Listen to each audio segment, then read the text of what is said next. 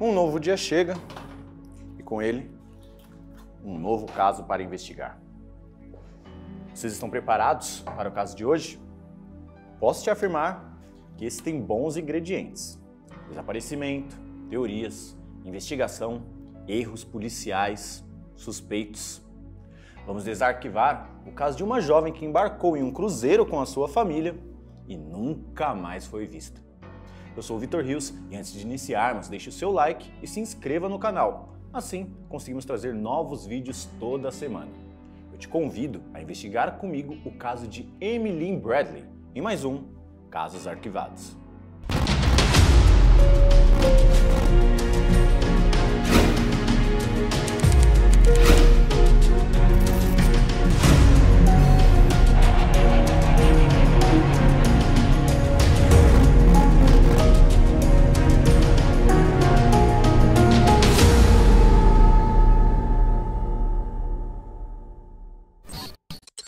Bom, vamos conhecer um pouco melhor a personagem principal desse caso. O ano era 1998. Amy Lynn Bradley era uma jovem de Virgínia, nos Estados Unidos, e estava com 23 anos na época dos fatos. Ela estava vivendo uma fase de mudanças em sua vida. Havia acabado de se formar em educação física com uma bolsa por jogar basquete na universidade. Lá nos Estados Unidos é algo muito comum essa bolsa para atletas em diferentes modalidades. Eles realmente incentivam o esporte. Isso serviu para Amy poder jogar e estudar. Além de jogadora, Amy era uma exímia nadadora, já tendo trabalhado como salva-vidas. Essa informação vai ser muito importante mais tarde. Ela era uma garota atlética e determinada, além de ser muito responsável. Estava mudando para o seu próprio apartamento e começando em um novo emprego. Aquelas primeiras conquistas da vida adulta. Para celebrar, seus pais, Ron e Eva, decidiram levar ela e o irmão Brad para um cruzeiro no Caribe. Mas Amy não queria ir. Ela hesitou, disse que não se sentia confortável com a ideia de ficar presa em um navio. Foi preciso muita insistência da família para enfim convencê-la.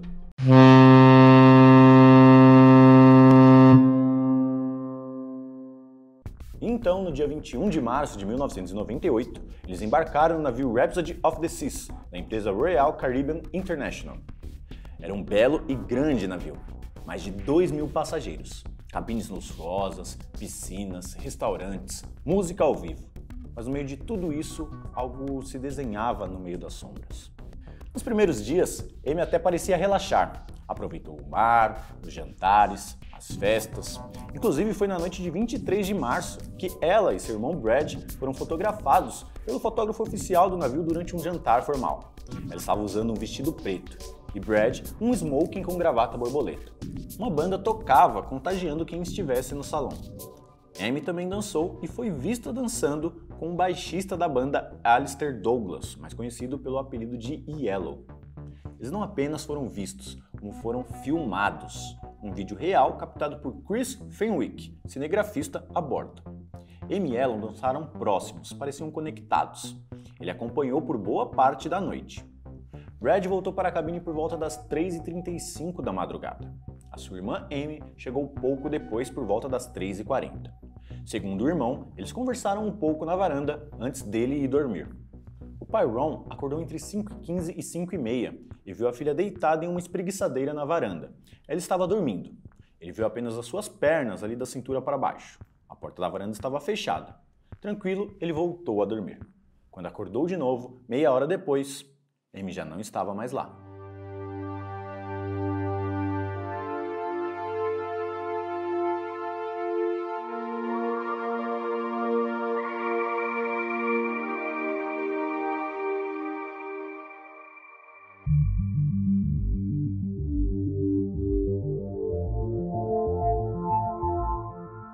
O pai notou que os cigarros e o isqueiro de Amy também não estavam lá, mas os seus sapatos sim. A hipótese mais simples era que ela tinha saído para fumar. Mas por que ela não avisou ninguém? Ele esperou por um tempo e nenhum retorno de Amy. Foi então que às 6h30, Ron despertou o restante da família e informou que não sabia a localização de Amy. Eles então passaram a procurar pelo navio, o que também não era uma tarefa fácil. Estamos falando de um enorme cruzeiro. Eram muitos locais, muitos corredores, muitas pessoas, muitos quartos. Além disso, era 1998. Não tínhamos smartphones para uma rápida comunicação. poucas pessoas tinham celular na época.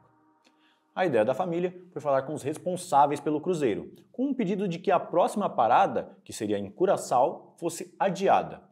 Porém, o pedido foi negado. A tripulação disse que não queria causar pânico e que possivelmente Amy estaria dormindo em algum lugar do navio ou conversando com alguém e se distraiu. Foi somente às 7h50, quase 2 horas depois do desaparecimento, que eles fizeram um anúncio de forma simples. Amy Lynn, por favor, dirija-se à recepção. Nenhuma resposta, e foi então que às 13 horas eles iniciaram as buscas a bordo, mas se limitaram apenas às áreas comuns do navio, como piscinas, restaurantes, salões. Amy poderia estar em qualquer lugar daquele navio de 11 andares, mas não foi encontrada. Ou será que não queriam que ela fosse encontrada?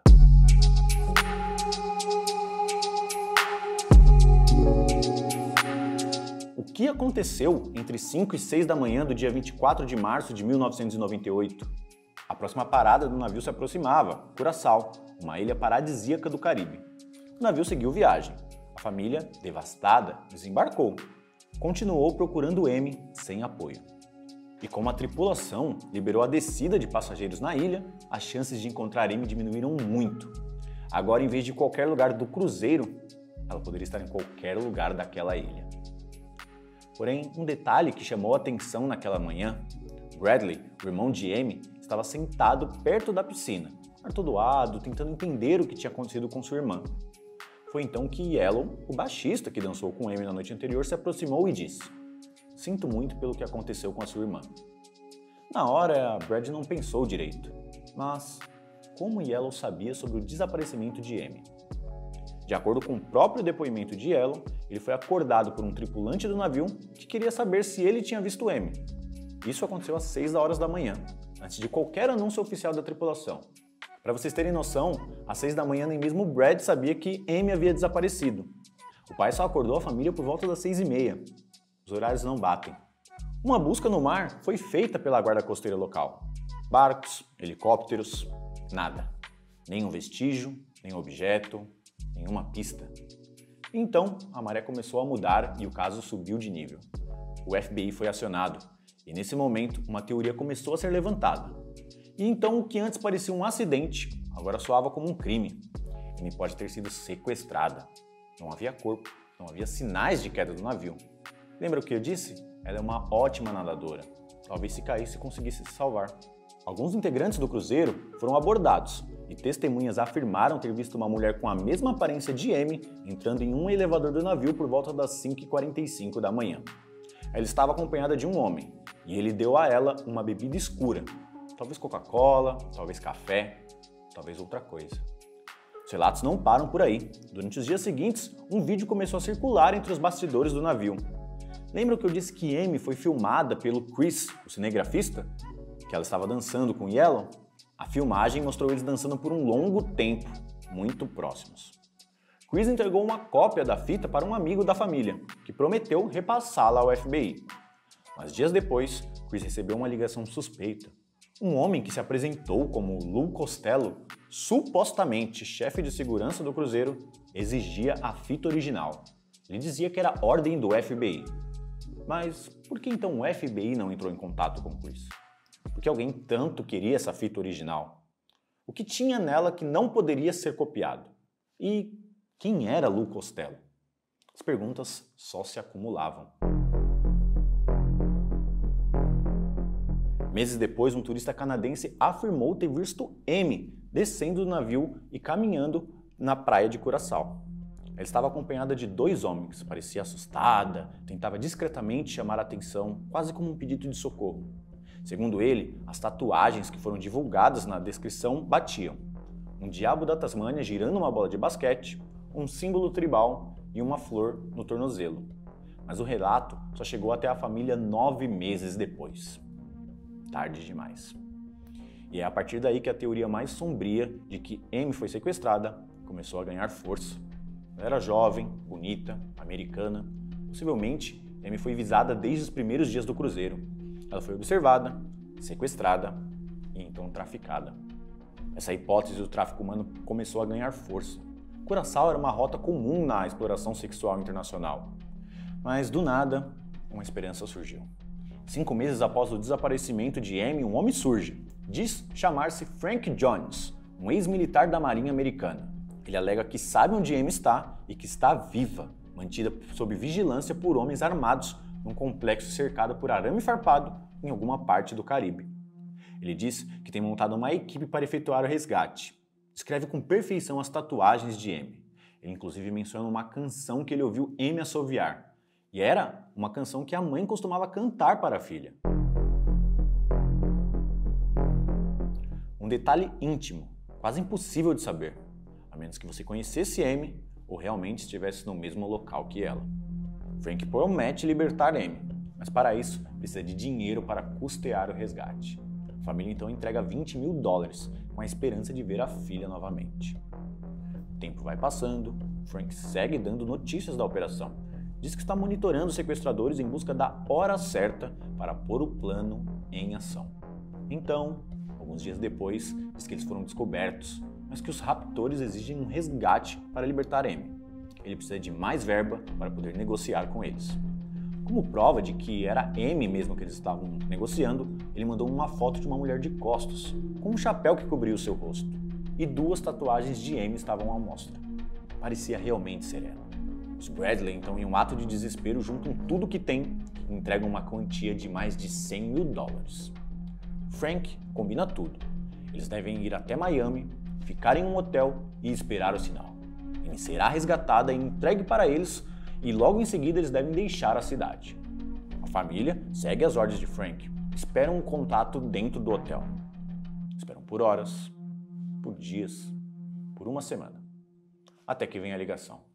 Frank diz que a operação falhou, que houve um tiroteio e que seus homens foram feridos. Ele diz que tentou, mas não conseguiu.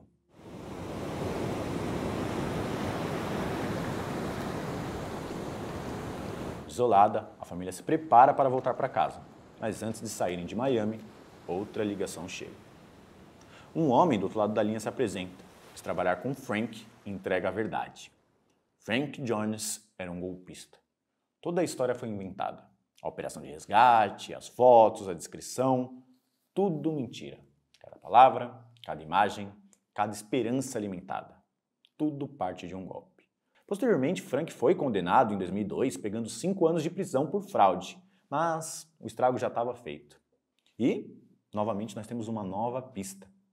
Um oficial da Marinha dos Estados Unidos afirma que em janeiro de 1999, que era menos de um ano após o desaparecimento, ele esteve em um bordel em Curaçao. Lá, uma mulher se aproximou dele e sussurrou: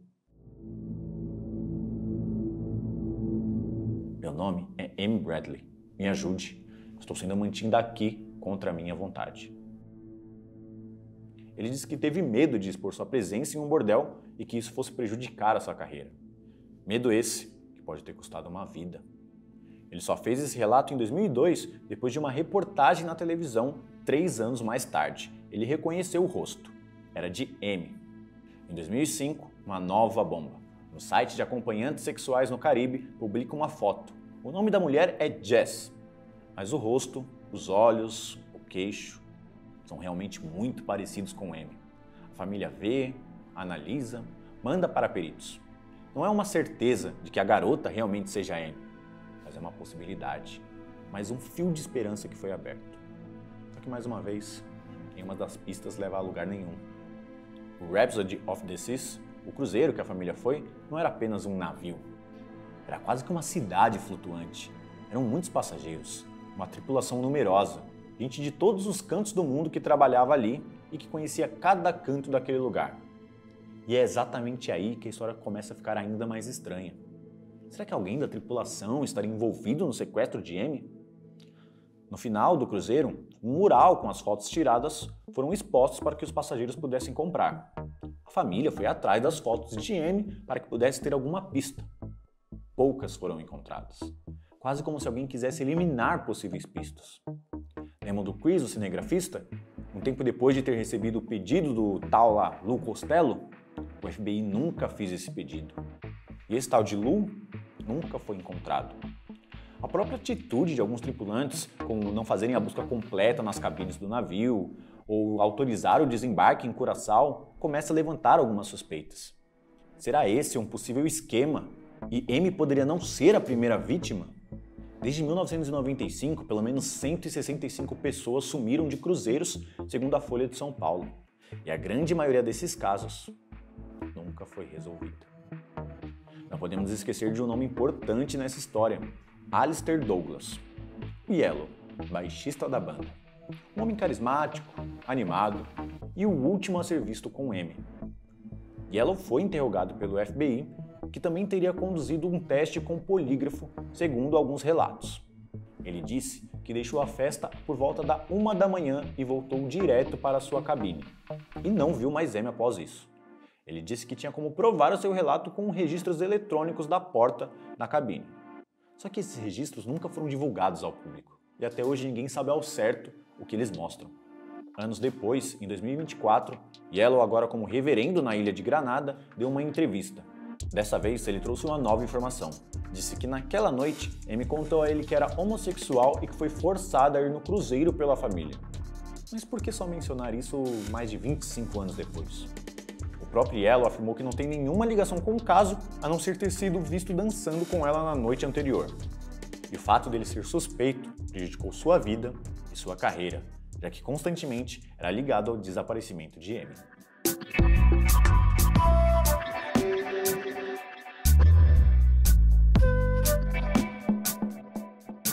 E se depois de tudo isso, uma resposta tivesse surgido? Em 2010, na ilha de Aruba, poucos quilômetros de Curaçao, um osso foi encontrado. Era um fragmento de maxilar humano. Poderia ser de qualquer pessoa, alguém que se afogou, alguém jogado no mar, também poderia ser de Amy. As semelhanças com outros casos de desaparecimento na região fizeram um alerta soar. O osso foi enviado para análise, mas o teste de DNA nunca foi feito e, com isso, o caso foi arquivado. O FBI ainda oferece uma recompensa de $25 mil por qualquer pista que leve ao paradeiro dela ou à condenação de quem atirou do convívio da família. Uma jovem que não queria ir no cruzeiro, um músico que sabia demais, um navio onde ninguém procurou direito, uma tripulação que silenciou e uma família que carrega um vazio que jamais será preenchido. As teorias continuam. Deixem aqui nos comentários qual você acha que faz mais sentido. Amy caiu e se afogou? Amy foi morta no navio e seu corpo foi retirado? Amy foi sequestrada por traficantes sexuais e vendida? E a tripulação? Tem algum envolvimento? O que se sabe é que alguém pode ter visto algo, mas se viu, não falou. E o silêncio custou não só a vida de Amy, como mudou a vida dos Bradley para sempre. 27 anos se passaram, e até hoje ninguém sabe onde está Amy Lynn Bradley. Se está viva e precisa de ajuda, se morreu. Mas a pergunta ainda ecoa: onde está Amy? Não deixe de se inscrever no canal para não perder nenhum conteúdo, e lembrando que membros têm benefícios exclusivos. Eu encontro você para investigarmos juntos mais um dos nossos casos arquivados.